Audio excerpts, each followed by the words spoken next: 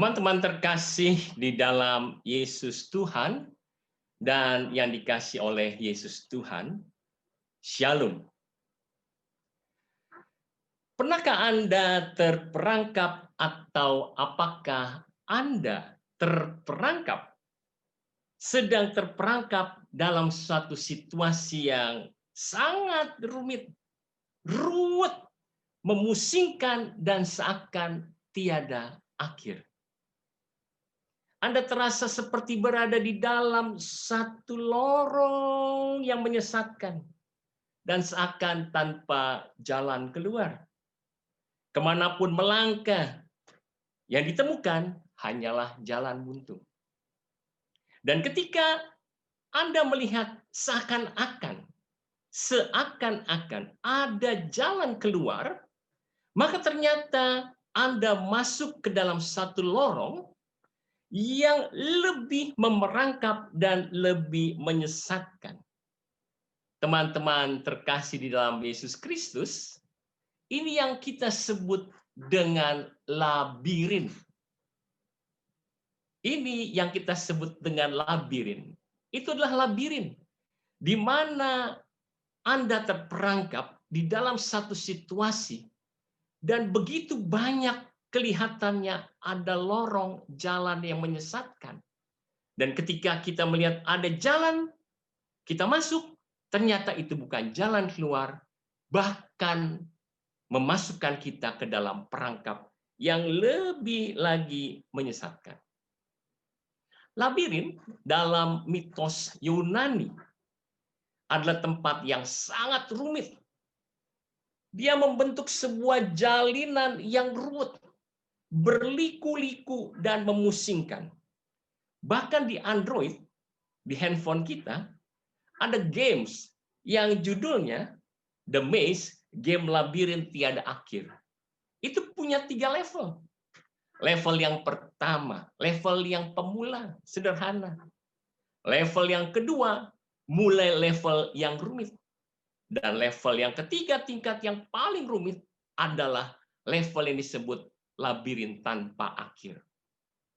Ketika Anda masuk ikut serta dalam games ini, labirin yang tanpa akhir, maka ketika kita masuk ke dalam satu lorong yang kita lihat adalah jalan keluar, ternyata itu adalah jalan awal menjadikan Anda masuk ke dalam jalan yang memerangkap lebih dalam lagi. Teman-teman semua, banyak orang pada akhir-akhir ini sedang terperangkap dalam situasi ini. Dan di ujung kelelahannya, akhirnya mereka frustasi. Mereka frustasi, menyerah, diam, enggan untuk terus berjuang dan terus berharap. Mereka berpasrah, sudahlah, sudah pasrah, sudah nasiblah. Orang-orang bilang dead end, habislah, sudah nggak ada lagi harapan lah. Orang enggan untuk memulai, berusaha, dan membuat perubahan. Mereka banyak yang stop. Mereka banyak yang berhenti. Benar-benar stop dan berhenti. Beberapa dari mereka kemudian membuat jalan pintas. Dan ingat, jalan pintas lebih banyak memberikan kesempatan bagi kita untuk bertindak tergesa-gesa, tidak bijaksana, dan kita tidak bertahan pada keadaan sehingga kemudian bisa menyebabkan satu hal yang mencelakakan bagi dirinya sendiri dan juga bagi banyak orang lain. Teman-teman terkasih di dalam Yesus Kristus Tuhan dan yang dikasih oleh Yesus Kristus Tuhan, izinkan saya memberikan 2 inspirasi kehidupan. Bagaimana seseorang dapat memberikan contoh teladan bagi kita melewati labirin kehidupannya. Teladan pertama saya ambil dari Nelson Mandela. Kita mengenal Nelson Mandela. Sejak masa mudanya, dia menentang keras perbedaan hak untuk warga negara di negaranya, yaitu di Afrika Selatan, yang membedakan hak warga negara berdasarkan warna kulit. Jadi orang yang berkulit hitam itu hampir tidak mempunyai hak warga negaraan penuh seperti orang yang berkulit putih. Dia melakukan demo dan berulang kali dipenjarakan sejak masa mudanya. Dan pada akhirnya ketika usianya di 44 tahun, usia yang sangat produktif, usia yang sangat luar biasa penuh kebajikan dan kebijakan, usia yang mendekati matang. Kalau bagi seorang profesional, seorang pengusaha, ini adalah orang-orang yang harusnya mulai menapaki satu era membuat keputusan secara bijak. Dalam usianya yang ke-44, ia mengalami suatu hal yang sangat luar biasa buruk, yaitu dipenjara sebagai tahanan politik seumur hidup. Teman-teman semua, dalam labirin kehidupan kepahitan yang panjang di penjara, dari tahun 1963 sampai 1990, Nelson Mandela di dalam penjara dihina, dipermalukan, dan dihancurkan semangatnya oleh para penjaga, oleh para sipir penjara. Dan juga ketika kesehatannya makin memburuk karena dia menderita TBC, yang kurang mendapatkan pelayanan yang layak, perawatan yang layak di dalam penjara. Bahkan sipir penjara melakukan tindakan menghancurkan semangatnya agar dia benar-benar habis. Apa yang dilakukan oleh sipir penjara? Nelson Mandela digantung terbalik. Kepalanya di bawah, kakinya di atas, sambil dikencingi rame-rame. Betapa labirin kehidupan yang panjang, 27 tahun lamanya. Ketika tahun 1990 terjadi perubahan iklim politik, perubahan kepemimpinan, maka Nelson Mandela mendapatkan pengampunan dari pemerintah saat itu. Dia dibebaskan tahun 1990 dalam usia 70 tahun. Bayangkan, banyak orang berkata, usiaku sudah 70 tahun, udah uzur, sudah senja. Banyak orang begitu lemah mengatakan 70 tahun usiaku sudah senja. Tapi bagi Nelson Mandela, ketika dia keluar, dia melanjutkan perjuangan politiknya. Dan karena ketenarannya, dia menjadi pejuang luar biasa di negaranya Afrika Selatan dan terkenal di luar negeri. Maka dia terpilih dalam politiknya menjadi presiden Afrika Selatan tertua yang pertama di usia 74 tahun. 74 tahun loh. Jadi jikalau Anda dan saya yang sekarang seperti saya berusia 58 menuju 59. Orang berbicara tahun usia 60 sudah menjelang pensiun. Nelson Mandela baru 74 tahun memulai karirnya menjadi presiden. Bayangkan seperti itu. Para penjaga penjara, sipir penjara yang sekarang begitu takut. Kalau waktu itu mereka menjadikan Nelson Mandela sebagai tahanan politik, sekarang dia menjadi presidennya. Apa yang dilakukan oleh Nelson Mandela? Ternyata dia begitu memberikan kemurahan hati, memberikan pengampunan kepada para penjaga penjara, sipir penjara yang menghancurkannya, mengencinginya dalam penjara 27 tahun. Kawan-kawan, Nelson Mandela restart hidupnya dengan cara yang luar biasa. Dia restart, memulai kembali dengan cara luar biasa. Mari kita masuk ke dalam contoh teladan yang kedua. Banyak orang saat ini mengenal seorang pria berusia 59 tahun bernama Archie Williams. Archie Williams itu adalah peserta ajang dari AGT, America's Got Talent, yang sedang viral saat ini. Dia menjadi finalis, dan pada satu hari, dia menceritakan kisah sedih hidupnya. Dan membuat satu studio, mencucurkan air mata, menangis luar biasa, terharu akan kehidupan dia. Archie merupakan mantan narapidana. 37 tahun dia jalani hukuman itu. 37 tahun. Labirin kehidupan yang panjang, gelap, pahit. Di dalam penjara orang berkulit hitam. Yang penuh dengan kekerasan. Dia menjalani labirin hidupnya yang tidak berujung. Pahit. Untuk kejahatan yang tidak dilakukannya.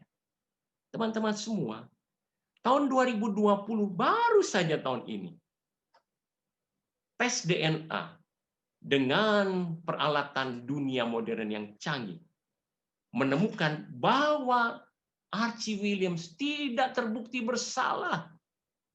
Tidak ada bukti sama sekali bahwa dia memperkosa seorang wanita kulit putih 37 tahun lalu. Kemudian menghancurkannya dan membuat wanita itu, mohon maaf, mati.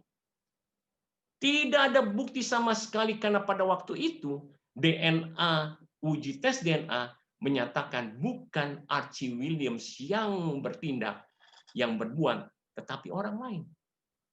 Bayangkan 37 tahun dalam labirin penjara yang begitu pahit, kelam, dan panjang, bukan atas kejahatan yang dilakukannya. Bagaimana Archie setelah keluar? Apakah dia menuntut? Dia menuntut orang-orang yang salah memenjarakannya? Luar biasa. Archie Williams restart, memulai hidupnya dengan cara luar biasa. Dia memberikan pengampunan kepada orang-orang itu. Teman-teman terkasih dalam Yesus Kristus dan yang dikasihi Yesus Tuhan. Saya mengajak teman-teman malam ini, mari merenungkan labirin macam apa yang ada di kehidupan kita saat ini. Dan apa yang selayaknya Anda dan saya yang dengan bangga disebut sebagai anak-anak Tuhan melakukan segala hal mengatasi labirin kehidupan ini, keluar dari labirin kehidupan yang panjang ini di tengah situasi yang ada saat ini. Saya mengajak teman-teman semua malam ini belajar, berbagi pembelajaran dan mengambil nilai-nilai positif dari seorang murid Yesus. Tokoh kitab suci Perjanjian Baru, Simon Petrus, rasul atau murid Yesus yang utama yang terperangkap dalam labirin kepahitan kehidupan karena dia tidak mengerti. Akhirnya dia membuka hati untuk restart hidupnya yang menurut pemikirannya dia sudah dead end. Dia sudah tidak mungkin lagi bisa kembali. Tetapi dia membuka hatinya lebar-lebar, mendapat tuntunan dari Yesus Kristus sendiri sebagai pembimbing agung, dan dia restart hidupnya dengan luar biasa. Permenungan malam ini sedikit banyak melanjutkan permenungan di bulan Desember, ketika Romo Eko membawa kita ke dalam bersyukur, gratefully, bersyukur atas seluruh tahun 2020. Tetapi malam ini saya mengajak lebih deep, lebih dalam untuk melihat bagaimana seorang tokoh murid Yesus, yaitu Simon Petrus, tidak sekedar saja bersyukur, tetapi be prepared, mempersiapkan diri, restart untuk menapaki hari-hari selanjutnya. Kiranya permenungan ini malam ini menuntun kita semua untuk bisa restart dalam menapaki tahun 2021 dalam bimbingan Sang Pemimpin Agung Yesus Kristus sendiri tentunya. Mari kita berdoa, kita persembahkan yang terbaik malam ini, waktu ini untuk Bapa di dalam Yesus Kristus, dan kita meminta, mengajak peran serta Roh Kudus untuk berbicara pribadi, lepas pribadi kepada Anda dan saya. Mari kita tenangkan hati sebentar.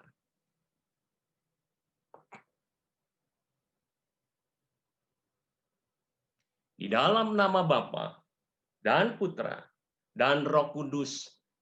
Amin. Allah Bapa yang Maha Kasih, kami boleh bersyukur, berterima kasih kepadamu karena Engkau terus memberikan kesempatan bagi kami semua untuk mendengarkan apa yang Engkau sampaikan dan Engkau ingin perlihatkan kepada kami dalam memulai hidup kembali kami, menapaki hidup kami sehari-hari, terutama di tahun 2021 ini.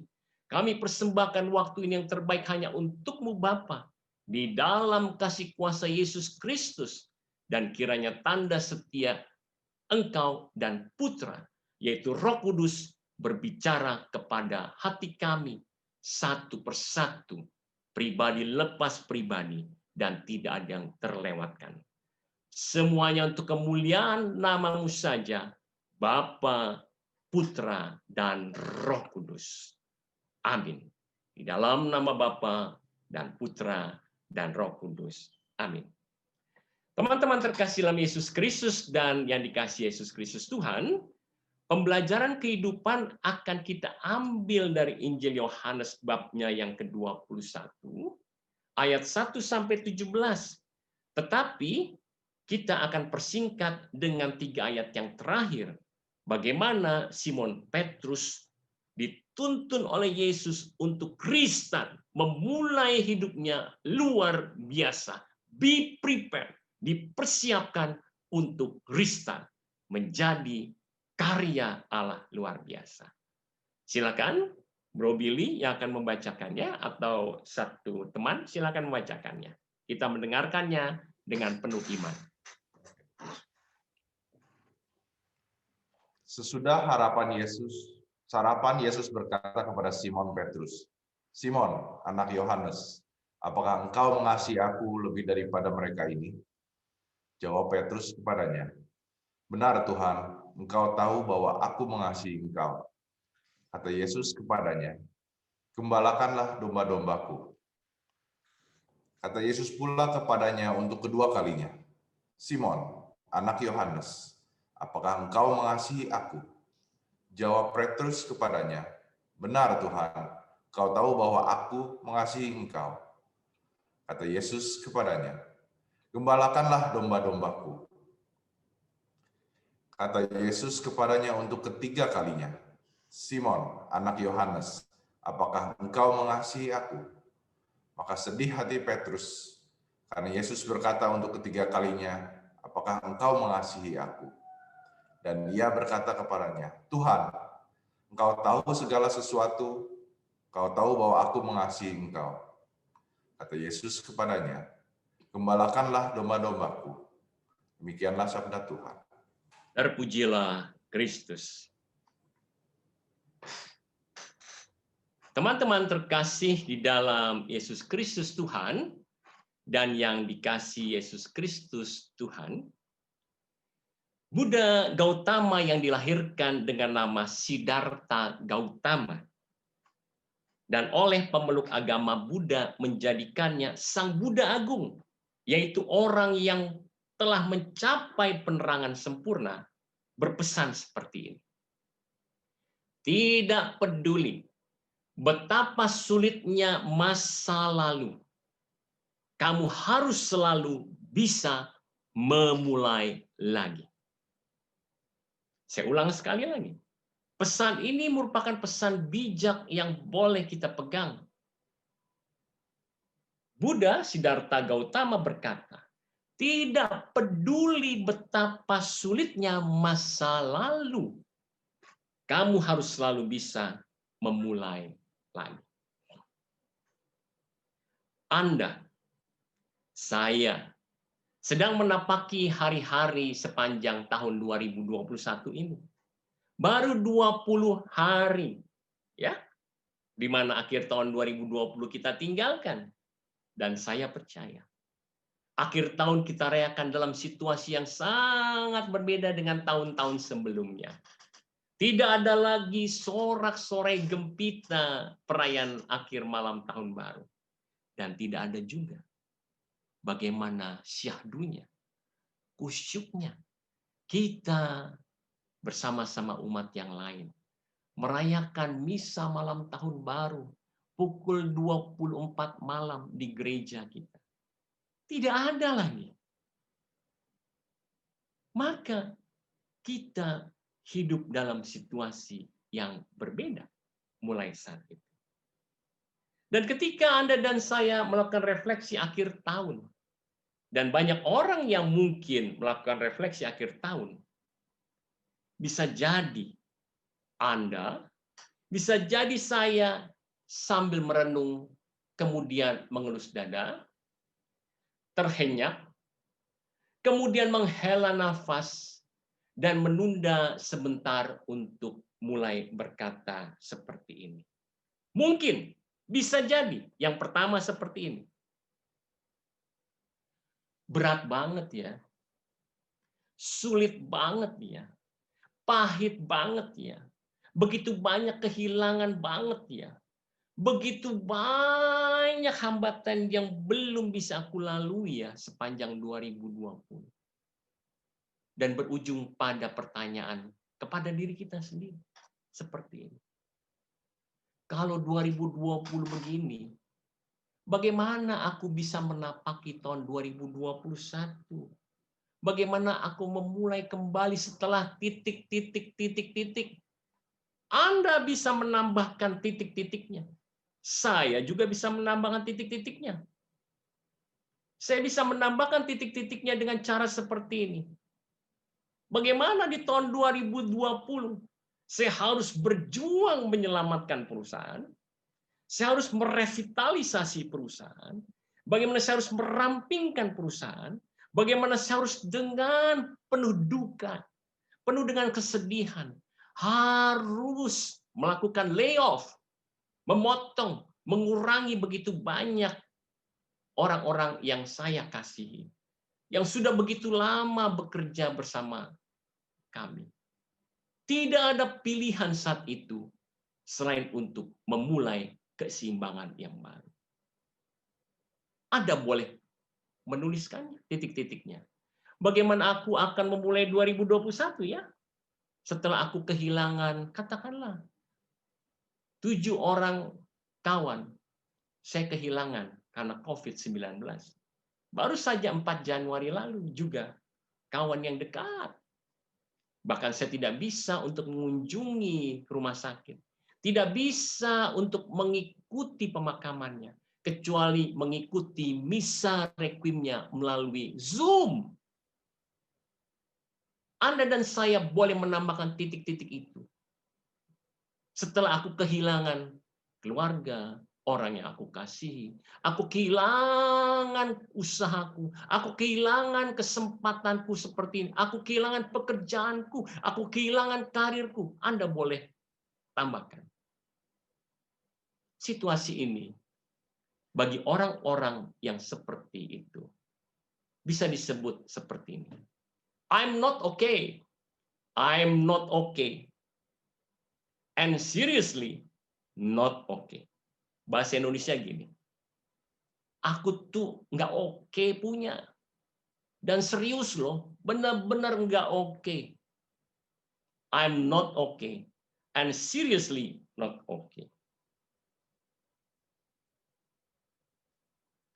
Yang kedua, atau sebaliknya, ada orang-orang yang berkata seperti ini dengan penuh ucapan syukur. Wih, lewat juga loh tahun 2020. Wih, ajaib loh. Di tengah kesulitan bisa lewat loh. Luar biasa loh. Aku harus berani berjuang untuk memulai menapaki tahun 2021. Di manakah Anda dan saya berada? Orang yang kedua, kita boleh sebut, I'm not okay, but I'm okay. Yang pertama, I'm not okay. Seriously not okay. Aku ini nggak oke loh. Bener-beneran serius nggak oke. Yang kedua, berbeda. I'm not okay. Aku bener nggak oke. Tapi aku oke. Di dalam bimbingan Tuhan. Di manakah Anda?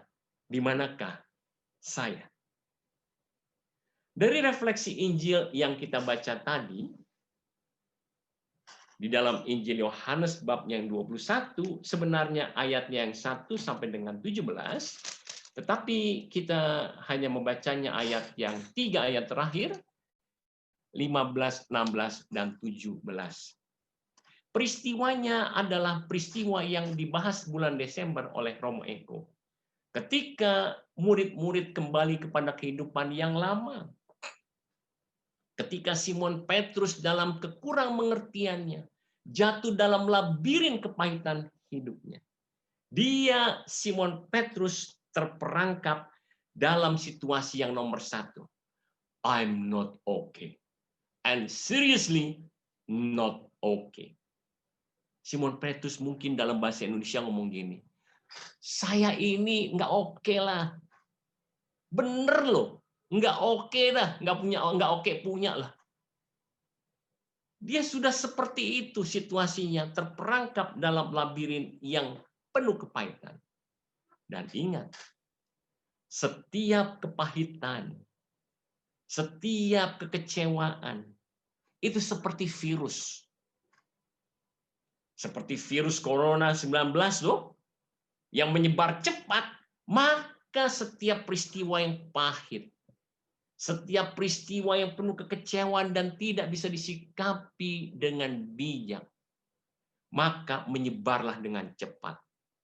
Maka Simon Petrus virusnya menyebar cepat kepada murid-murid yang lain. Kita bisa cermati di dalam peristiwa sebelum 3 ayat yang terakhir tadi. Ketika Simon Petrus berkata kepada teman-temannya, aku pergi menangkap ikan. Saya percaya muka Simon Petrus tidak lagi penuh sukacita, tidak penuh ceria, tidak penuh semangat berkata, ayo tangkap ikan. Pasti dia berkata dengan muka yang sendu, ayo, aku pergi menangkap ikan. Dan virus ini menyebar. Muka yang tidak ceria, muka yang tidak penuh semangat, hati yang penuh kecewa, hati yang penuh kepahitan, hati yang penuh penderitaan, pasti dari hati keluar dari mulut. Keluar dari mulut, terpancar dari muka. Maka mereka berangkat, lalu naik perahu. Tapi nggak dapat apa-apa. Mereka tidak menangkap apa semalam-malaman. Mereka ini para nelayan loh, selama hidupnya. Kecuali 3 tahun terakhir ketika mereka mengikuti Yesus, mereka meninggalkan semua dan mengikuti Yesus sepanjang saat, sepanjang waktu, hidup bersama Yesus, membawa kabar baik kerajaan Allah. Tetapi ketika Yesus harus wafat, mereka masuk dalam labirin kepahitan. Teman-teman, saya ingin mengajak teman-teman merenungkan malam ini. Jangan pernah kita merasa terlalu tertekan kalau kita mengambil keputusan yang salah. Jangan terlalu mempersalahkan diri jikalau kita harus mengambil keputusan yang mungkin tidak sesuai dengan apa yang seharusnya. Kita harus berani toleransi, karena betapa mereka yang pilihan Tuhan sendiri.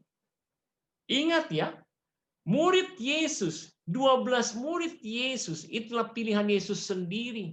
Dan pilihan Tuhan Yesus tidak pernah salah. Bahkan dia tahu masa lalu, masa sekarang, dan masa nanti karena dia adalah Alfa dan Omega. Tetapi ingat, dari peristiwa ini, ketika mereka menangkap ikan, kembali kepada kehidupan lama, dan tidak berhasil menangkap apa-apa, kita boleh belajar dari peristiwa ini. Bahwa Yesus Tuhan, bahkan sementara waktu mengizinkan mereka, artinya juga mengizinkan saya saat ini dalam situasi not okay. Kalau saja Tuhan Yesus dengan pilihannya yang tidak akan pernah salah kepada murid-muridnya, bisa mengizinkan sementara waktu bahwa murid-muridnya not okay, artinya Anda dan saya juga bisa diizinkan Tuhan untuk masuk dalam situasi not okay. Teman-teman terkasih dalam Yesus Kristus Tuhan, dan yang dikasih Yesus Kristus Tuhan, apakah saya dan Anda dalam labirin kehidupan saat ini tetap dapat bersyukur, masuk dalam situasi berkata, I'm not okay, but I'm okay dalam Yesus Tuhan? Apakah Anda? Apakah saya masih bisa bersyukur dan berkata, I'm not okay, but I'm okay, dengan tanda kutip, di dalam Yesus Kristus Tuhan. Banyak orang sinis loh. Orang berkata, bagaimana mungkin sih orang not okay bisa okay? Banyak orang sinis. Tapi dengarkanlah apa yang Nelson Mandela jadikan moto dalam hidupnya. Dia berkata seperti ini. Kelihatannya semua itu mustahil. Sampai, nah ingat ini. Kelihatannya semua itu mustahil. Sampai semuanya terbukti. Ingat, hidup ini kelihatan mustahil. Kita melewati perangkap yang begitu luar biasa mencekam. Tapi ingat, tidak mustahil sampai semuanya terbukti. Kunci kehidupannya, jangan menyerah. Jangan pernah menyerah. Tetaplah hadapilah semuanya dalam Tuhan. Dia izinkan sementara waktu Anda dan saya not okay. Tapi dia dengan tangannya, lengan yang kuat menuntun kita menuju jalan keluar dari labirin hidup kita dan membawa kita semua kembali restart untuk hidup yang baru. Saya masih ingat masa kecil saya. Kami tinggal di daerah Kayu Manis di Jakarta. Di mana kami tinggal di depan rumah itu terbentang rel kereta api. Jadi tetangga kami di seberang rel kereta api, teman-teman saya di rel depan di seberang rel kereta api, kami di seberang yang lain. Saya masih ingat sekali almarhum papi saya dengan badannya yang besar. Dia pegang kuat tangan saya. Satu tangan dia pegang kuat. Tidak pernah dilepaskan. Dia cengkeram tangan saya. Dia ajak saya pergi menyeberang rel kereta api menuju rumah teman saya di seberang. Dicengkeram keras, bukan saya mencengkeram, tapi dia cengkeram keras tangan saya. Karena dia sebagai bapak yang paling tahu bahwa anaknya sangat careless, sangat tidak hati-hati, sangat penuh tidak waspada. Makanya dia bapak pegang itu supaya anak-anaknya jangan sampai ketika ada kereta api lewat, kita nyebrang dan kita mengalami kecelakaan. Tiba dengan selamat sampai di ujung sana.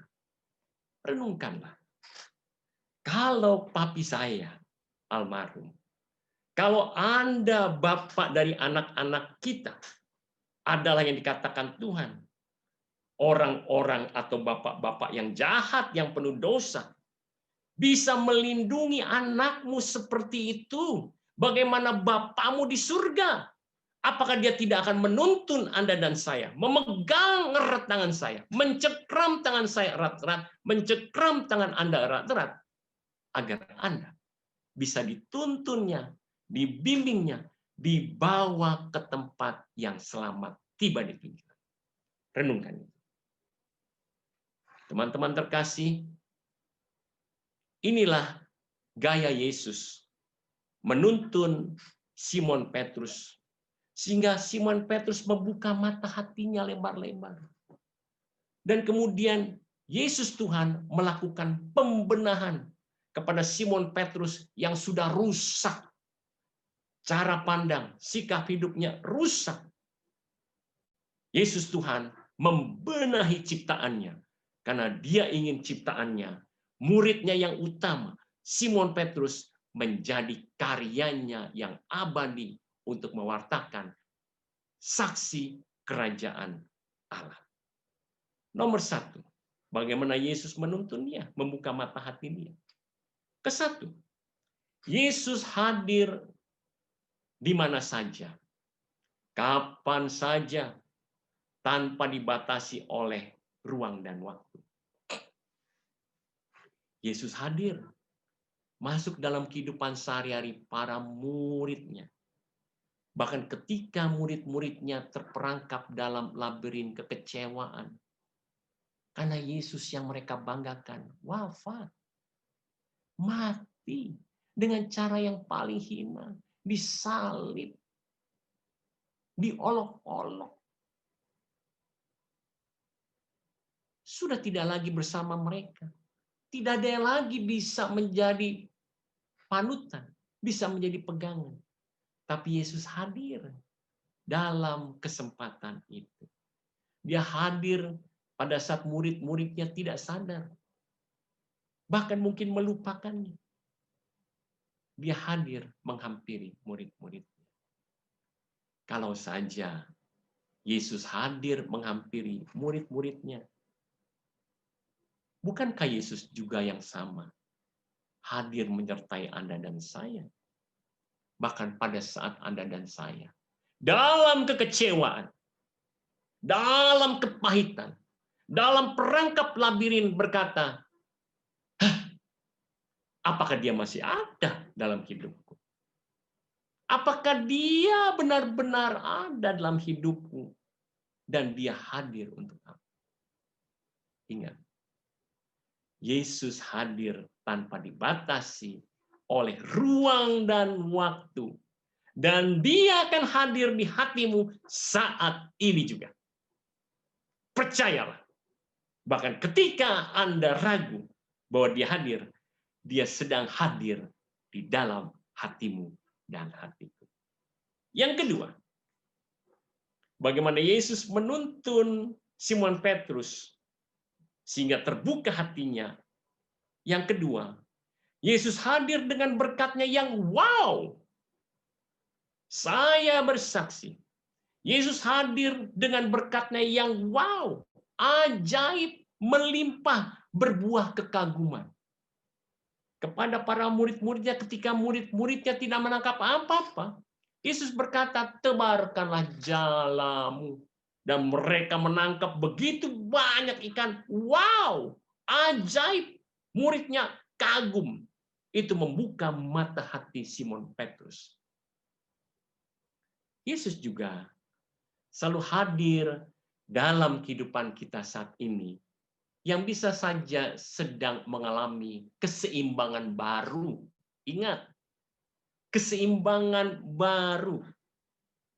Bisa saja kita terpuruk, bisa saja kita sampai ke level titik nol. Yesus menuntun kita menuju keseimbangan baru yang wow. Kelihatannya itu mustahil. Tapi seperti moto Nelson Mandela, ingat, sampai semuanya terbukti. Maka ingat, di dalam kesesakan kita, keseimbangan baru kita. Buatlah mapping. Petakan kesulitan yang ada dengan jujur dan terbuka. Ingat, mapping. Petakan kesulitan dan keseimbangan barumu dengan jujur dan terbuka. Di mana kelemahanmu, di mana kekuatanmu, di mana engkau jatuh, di mana engkau bisa berhasil. Sehingga bisa terang benderang kita memohon solusinya di dalam Yesus Tuhan. Dan kita harus bersyukur.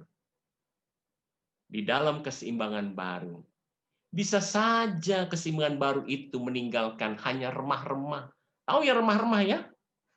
Kalau kita makan biskuit enak itu, crackers yang besar, sisanya remah-remahnya. Biasanya pada saat kita banyak crackersnya, kuenya yang utuh, kita buang remah-remahnya. Ke tempat sampah, sudahlah, nggak enak ya remah-remah. Tapi ingat, ketika tidak ada biskuitnya yang utuh, remah-remahnya bisa dicampur dengan air teh, ya, atau sedikit kopi, sedikit coklat, kemudian ditambahkan air panas, dan jadilah remah-remah itu makanan yang begini nikmat, walaupun tidak ada biskuit crackersnya. Demikian juga hidup Anda dan hidup saya. Ketika ada keseimbangan baru, di mana kita masuk ke dalam situasi terpuruk, bahkan mungkin nol, syukurilah remah-remah yang ada. Jangan sesali kegagalan yang ada saat ini. Jangan sesali masa lalumu. Live today. Tinggallah, hiduplah pada hari ini. Dan jadikan pembelajaran masa lalu. Dan be prepared. Bersiaplah. Disiapkanlah untuk hari ke depan tanpa khawatir yang berlebihan. Kita mau restart hidup ini tanpa khawatir berlebihan. Teman-teman terkasih dalam Yesus Kristus Tuhan dan yang dikasih Yesus Kristus Tuhan. Selama tahun 2020 ini sampai dengan sekarang, seorang teman yang sudah saya kenal cukup lama, ya 20 tahun lah ya, cukup lama ya, 20 tahun ya. Saya kenal ketika saya berusia 40, ya 38-40 tahun. Dia berusia 10 tahun lebih muda dari saya. Karena situasi ekonomi yang sangat bergejolak di tahun 2020 ini, sangat bergejolak. Dia kehilangan begitu besar nilai usahanya. Begitu besar kehilangan nilai usahanya. Ini bukan bicara M ya. Bukan bicara miliarnya. Dia kehilangan nilai usahanya yang T.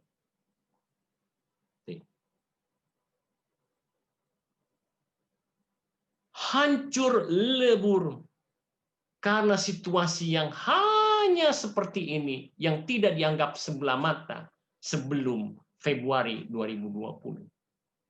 Menyebabkan nilai perusahaannya harus menurun luar biasa. Ketika ia minta pendampingan ke saya di dalam tsunami kehidupan usahanya, di tengah kepahitan hidupnya, selain dari saran, nasihat, pandangan, saya senantiasa menguatkan seperti ini. Semangat, tabah, tetap berjuang, karena Tuhan senantiasa hadir di pergumulan hidup kita semua. Dan saya terus berdoa pagi, siang, sore, malam, tengah malam, pagi-pagi benar. Tidak saja untuk dia, tapi juga untuk banyak kawan-kawan yang saat ini sedang membutuhkan dukungan doa. Dan saya percaya, dan kami bersyukur secara bertahap, kuasa Tuhan bekerja dengan caranya yang wow, yang ajaib. Bukan berarti sudah menyelesaikan dan mengembalikan nilai usahanya ke tempat yang semula. Bukan. Maka Anda dan saya harus berprinsip, I'm not okay, but I'm okay. Di dalam Tuhan. Bukan berarti kemudian seperti membalikkan telapak tangan. Tetapi tuntunan Tuhan mengajak kami untuk masuk mengalami kerja Tuhan yang wow, yang ajaib. Dan kami sendiri berbuah kekaguman. Bisa ya? Kok bisa ya? Luar biasa ya. Dia hadir bahkan saat-saat Anda dan saya meragukan kehadirannya.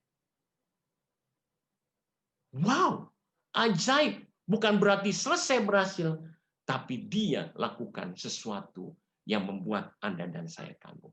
Yang ketiga, Yesus menuntun Simon Petrus dengan menyediakan yang baik dan tepat pada waktunya. Cermatilah di dalam bacaan Injil Yohanes sebelum yang 3 ayat terakhir. Yesus kemudian meminta murid-muridnya turun ke darat, ya. Dan kemudian ketika mereka turun ke darat, apa yang terjadi? Ternyata Yesus telah menyediakan sarapan bagi muridnya. Dikatakan ada ikan dan ada arang di sana. Yesus Tuhan menyediakan sarapan. Dan itu pasti sarapan pagi. Karena bukankah menjala ikan itu malam-malam. Dan bacaan Injil ini berkata mereka tidak menangkap apa-apa semalam-malaman. Jadi ketika mereka mendarat itu berarti pagi hari. Yesus di dalam Injil ini secara luar biasa menceritakan dia ada, dia menyiapkan makanan, ada ikan dan sudah ada arang, sudah ada api. Bukankah Yesus luar biasa? Dia tepat, dia tahu murid-muridnya lapar, nggak dapat makanan, nggak dapat nangkap apa-apa, pasti kecewa. Tapi Yesus menyediakan sarapan dalam kurung sarapan pagi, karena dia percaya muridnya pasti lapar. Jika Yesus menyediakan seperti itu pada muridnya, bukankah Yesus juga menyediakan yang sama bagi Anda dan saya? Camkan ini. Kalau Yesus bisa menjadi penyedia bagi murid-muridnya, maka Yesus juga bisa menjadi penyedia bagi Anda dan bagi saya. Dan waktunya tepat. Yesus memberikan sarapan pagi. Artinya bagi tepat pada waktu muridnya lapar. Yesus juga kita percaya dia akan menjadi penyedia bagi Anda dan saya ketika kita sedang kelaparan, ketika sedang kekurangan, ketika kita sedang membutuhkan bimbingan dari Dia. Maka Simon Petrus pantaslah merasa sedih ketika Yesus bertanya untuk ketiga kalinya kepada dia. Simon, anak Yohanes, apakah engkau mengasihi aku? Yesus telah menuntun dia. Yesus telah membukakan mata hatinya. Yesus membenahi cara pandang Simon Petrus. Dari yang sebelumnya me-oriented, berpusat pada dirinya sendiri, daya pikir dia, tetapi diubah, dibenahi oleh Yesus, sehingga memampukan Simon Petrus hidup dalam cara yang baru. Restart hidupnya dengan pandang, yaitu God-oriented. Mengubah, merestart, mulai dari awalnya me-oriented gaya Simon Petrus, menjadi God-oriented gaya Yesus. Maka, ketika diubahkan, Simon Petrus dimampukan berkata, Tuhan, pasti dengan sedih dikatakan. Bisa jadi dia menangis dengan sedih. Dia dengan penuh penyesalan. Dia dengan penuh penyesalan sekali berkata, Tuhan, Engkau tahu segala sesuatu. Engkau tahu bahwa aku mengasihi Engkau. Apakah kita bisa mengambil nilai-nilai positif karakter Simon Petrus yang dalam kelemahan, bukan dalam kekuatan. Simon Petrus dalam kelemahannya, bukan kekuatannya, bisa membuka hatinya untuk dibenahi oleh Yesus Tuhan, untuk restart dari menurut pemikirannya sendiri. Me oriented menjadi sesuatu yang God oriented. Dari me oriented yang dia berkata, udahlah dead end, nggak punya harapan lagi. Nggak ada masa depan yang penuh dengan sukacita lagi seperti pada waktu masih ada Yesus. Dibenahi oleh Yesus menjadi God oriented. Agar dia yang sudah merasa tidak punya harapan menjadi seorang pejuang iman. Orang yang terus berusaha, tidak menyerah untuk membawakan kabar baik kerajaan Allah. Dan disitulah Yesus berkata, gembalakanlah domba-domba. Konsekuensi menerima Yesus harus berani menjadi pembawa kabar baik, menggembalakan banyak orang yang memerlukan kabar baik. Apakah saya dan Anda bersedia di tahun 2021 ini membuka hati lebar-lebar dengan tuntunan Yesus Kristus sendiri, dengan gaya Yesus, dibenahi oleh Tuhan Yesus, agar menapaki tahun 2021 ini, agar hidup Anda dan saya restart di dalam Yesus Tuhan saja. Jangan menyerah. Berdoa. Berjuang. Berharap penuh dalam iman percaya pada Yesus Tuhan saja. Restart. Kemuliaan kepada Bapa dan Putra dan Roh Kudus. Seperti pada permulaan, sekarang, selalu, dan sepanjang segala masa. Amin. Di dalam nama Bapa dan Putra dan Roh Kudus. Amin.